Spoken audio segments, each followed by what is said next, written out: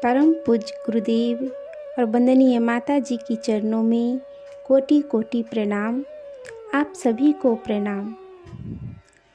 त्रिविध दुखों का निवारण, समस्त दुखों का सिर्फ 3 कारण होते हैं और उनके निवारण पूज्य गुरुदेव इस विषय में क्या कहे हैं, आइए आज हम सभी जानते हैं। समस्त दुखों के कारण 3 हैं। पहला अज्ञान, दूसरा अशक्ति, तीसरा अभाव। जो इन तीनों कारणों को जिस सीमा तक अपने से दूर करने में समर्थ होगा वह उतना ही सुखी बन सकेगा। अज्ञान के कारण मनुष्य का दृष्टिकोण दूषित हो जाता है। वह तत्व ज्ञान से अपरिचित होने के कारण उल्टा सीधा सोचता है और उल्टे काम करता है। तदनुरूप उलझनों में अधिक फंसता जाता है और दुखी बनता है। असंभव आशाएं, तृष्णाएं, कल्पनाएं किया करता है। इस उल्टे दृष्टिकोण के कारण साधारण सी बातें उसे बड़ी दुखमय दिखाई देती है, जिसके कारण वह रोता चिल्लाता रहता है। अज्ञानी सोचता है कि मैं जो चाहता हूँ वही सदा होते रहे, प्रतिकूल बात सामने आए ही नहीं। इस असंभव आशा के विपरीत घटनाएं जब भी घटित होती है तभी वह रोता चिल्लाता है। अज्ञान के कारण भूलें भी अनेक प्रकार की होती है। समीपस्थ वस्तुओं से वंचित रहना पड़ता है, यह भी दुख का हेतु है। इस प्रकार अनेक दुख मनुष्य को अज्ञानता के कारण प्राप्त होते हैं। अशक्ति का अर्थ है निर्बलता, शारीरिक, मानसिक, सामाजिक, बौद्धिक, आत्मिक निर्बलता के कारण मनुष्य अपने स्वाभाविक जन्म सिद्ध अधिकारों का भार अपने कंधे पर उठाने में समर्थ नहीं होता। फलस्वरूप उसे वंचित रहना पड़ता है। स्वास्थ्य खराब हो, बीमारी ने घेर रखा हो तो स्वादिष्ट भोजन, रूपवती तरुणी, मधुर गीत वाद्य, सुंदर दृश्य निरर्थक है। धन दौलत का कोई कहने लायक सुख उसे नहीं मिल सकता।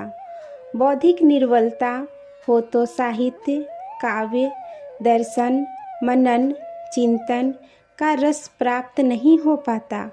आत्मिक निर्बलता हो तो सत्संग, प्रेम, भक्ति आदि का आत्मानंद दुर्लभ है।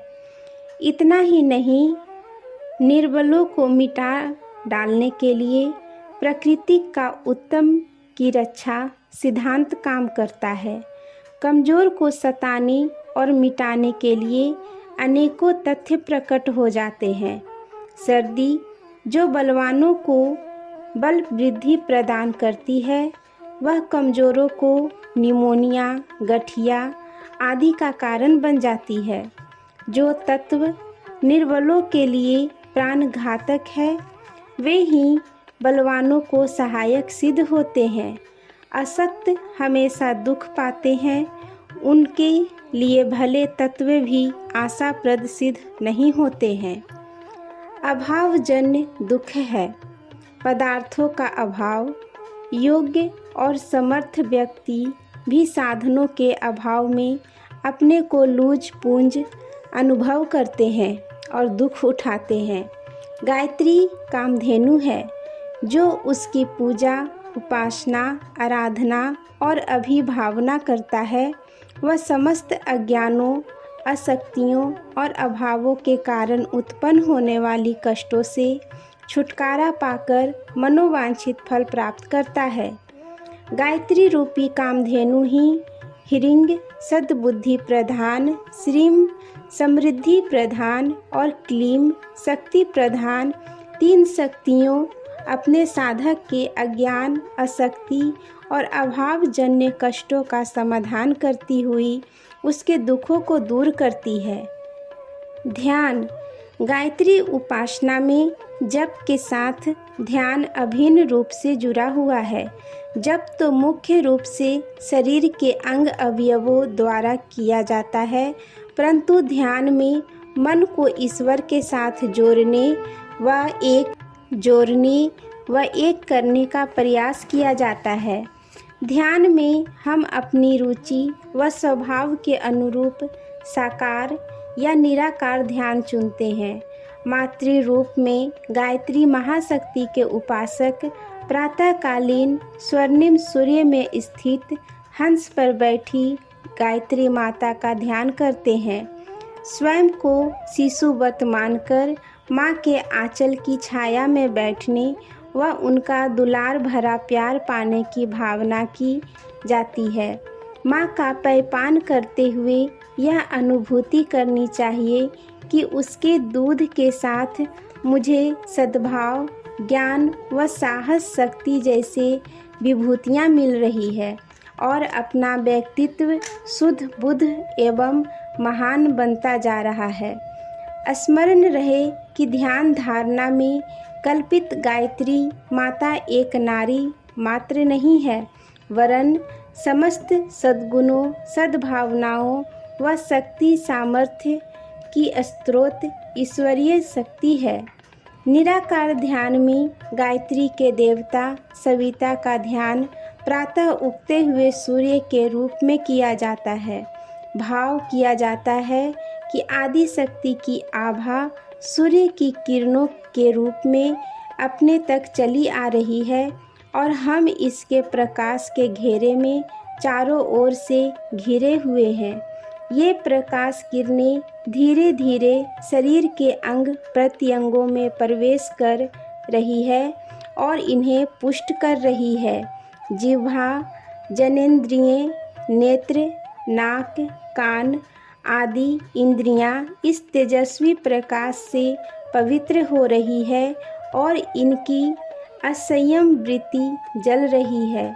शरीर के स्वस्थ, पवित्र और स्फूर्तिवान होने के बाद स्वर्णिम सूर्य किरणों के मन मस्तिष्क में प्रवेश की भावना की जाती है। इस तेजस्वी प्रकाश के प्रवेश होते ही वहाँ छाए असमय, स्वार्थ, भय, भ्रम रूपी जंजाल का अज्ञान अंधकार छट जाता है और संयम, संतुलन व उच्च विचार जैसी विभूतियाँ जगमगा रही है। मन और बुद्धि शुद्ध व सजग हो रही है, जिसके प्रकाश में जीवन लक्ष्य स्पष्ट हो रहा है। मन मस्तिष्क के बाद गायत्री शक्ति की प्रकाश किरणें भावनाओं के केंद्र हृदय स्थल में प्रवेश कर रही है। आदि शक्ति की प्रकाश रूपी आभा के उतरने के साथ जीवन का अधूरापन समाप्त हो रहा है। उसकी क्षुद्रता, संकीर्णता, तुच्छता को दूर करके वह अपने समान बना रही है। उपासक अपनी लघुता परमात्मा को सौंप रहा है और परमात्मा अपनी महानता जीवात्मा को प्रदान कर रहा है। इस मिलन से हृदय में सद्भावनाओं की हिलोरें उठ रही है। अंततः प्रकाश के आनंद भरे सागर में स्नान करते हुए आत्मा अपने को धन्य व कृत्य अनुभव कर रही है। आज के लिए यहीं तक। आप सभी को धन्यवाद। जय माँ गायत्री।